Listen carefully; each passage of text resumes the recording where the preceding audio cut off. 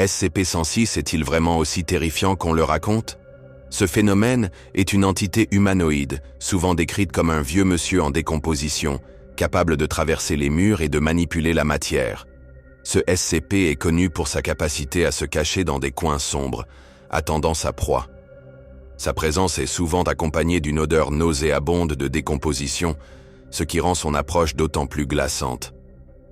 Les victimes de SCP-106 partagent des témoignages horrifiants.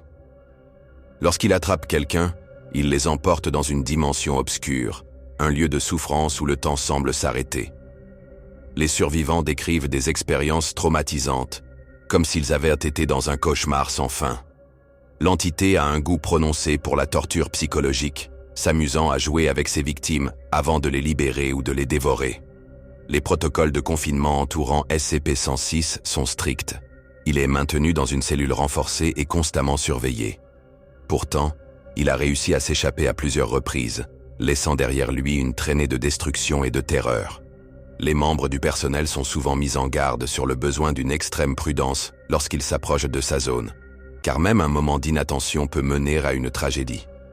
Les rumeurs circulent sur un lien entre SCP-106 et d'autres anomalies, le rendant encore plus mystérieux et dangereux.